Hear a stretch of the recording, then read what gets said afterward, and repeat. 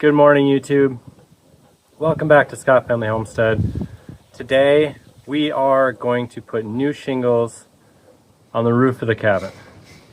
This is an abandoned cabin that is out on the back end of our property that we recently just cleaned up, and you can watch the video of that. We'll link it down in the description. So last week, before deer season. So today we're going to go out there, we're going to put new shingles on this roof. And we decided to do shingles over top of the existing shingles that are there. Number one, because it was cheaper.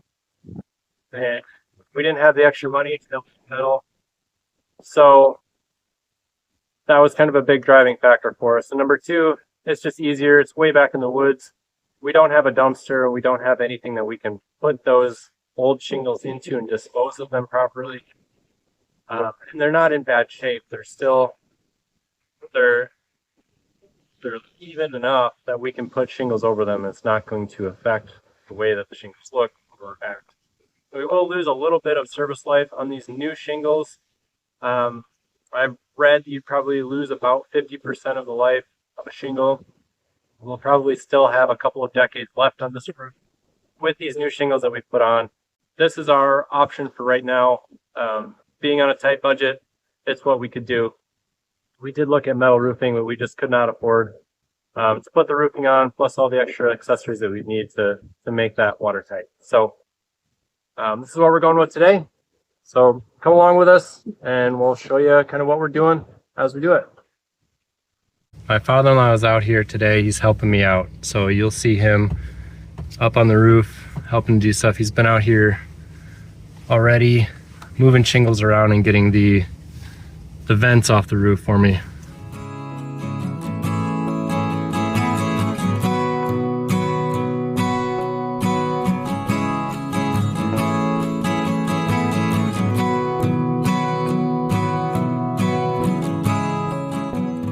So here are some of the roof vents that we took off of the roof as we were prepping to put the new shingles on. And this one you can see has a hole chewed right through this screen. This is like a metal screen here, and it is just disintegrating. So this is at the end of its life. It has clearly let some critters into the attic. So we are going to replace that with a ridge vent. And then this is a chimney that they had hooked up to an old kerosene burner. We took that off as well, patched those holes up, and we're just going to roof right over. When we put a new wood stove in here, we will route a chimney at that time. So not sure where that's going to end up yet, but we're not going to put any kind of chimney on right at the moment.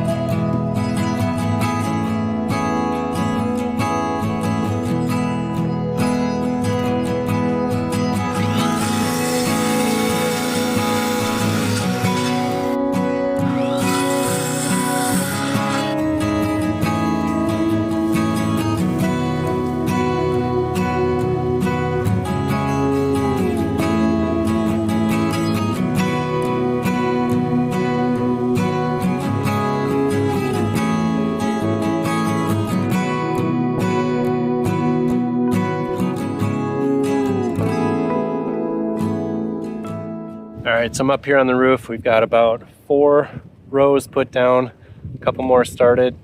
Making some progress now. Got some of the vent holes plugged up. So we're doing good. It's about 2 o'clock, a couple more hours of daylight. We'll see how much we get done today.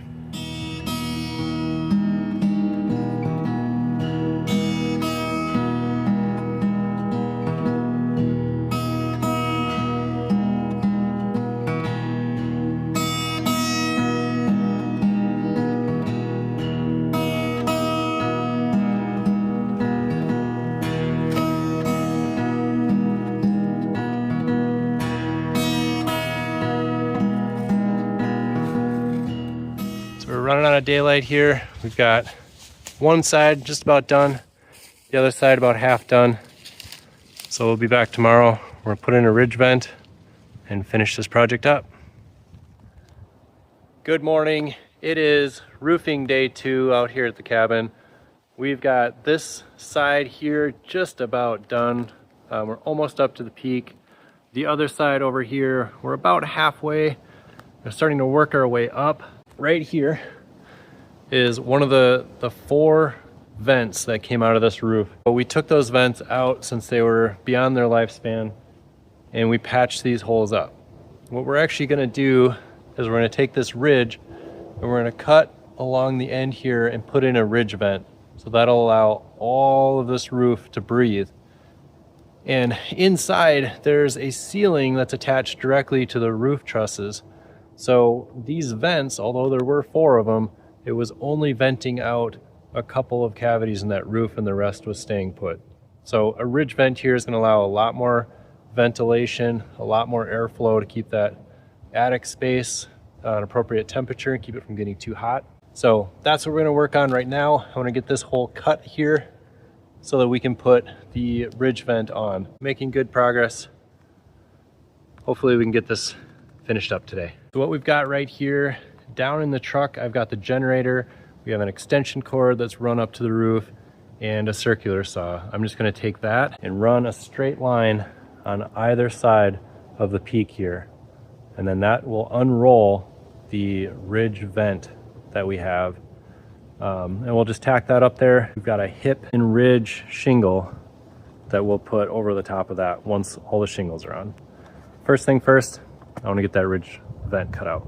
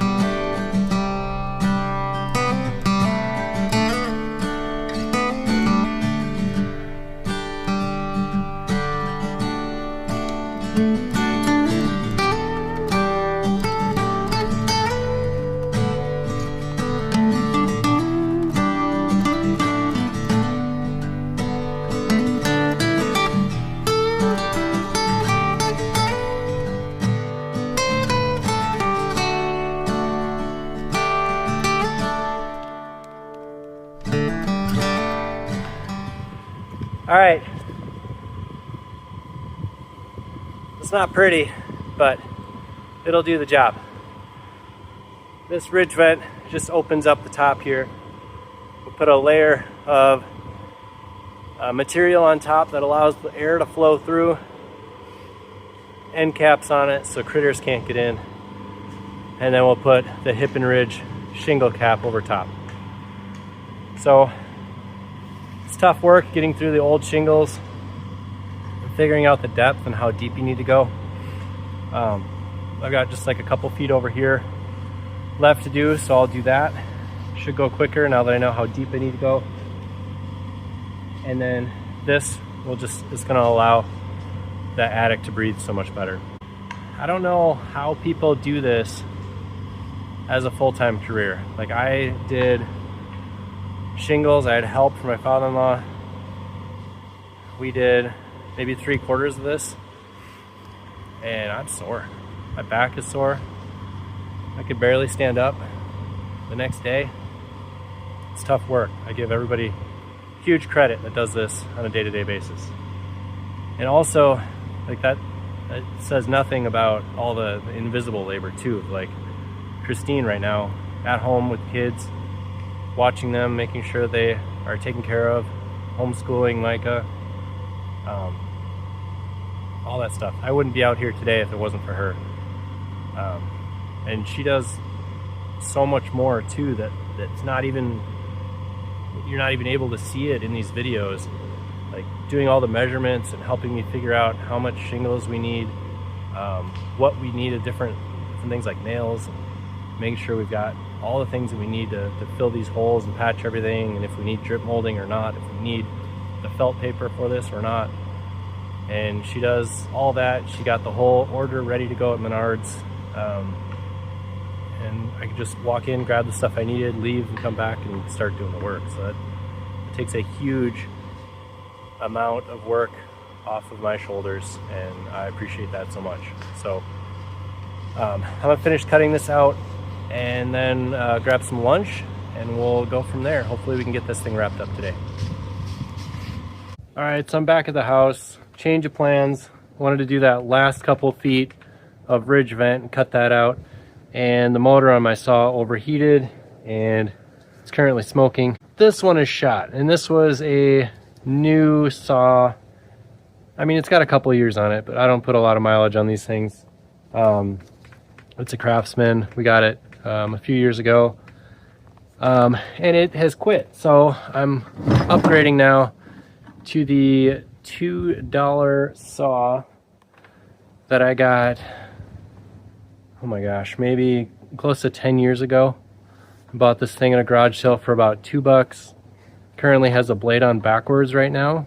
So any DIY folks that are out there, you know what I was cutting and what I had the blade on backwards for.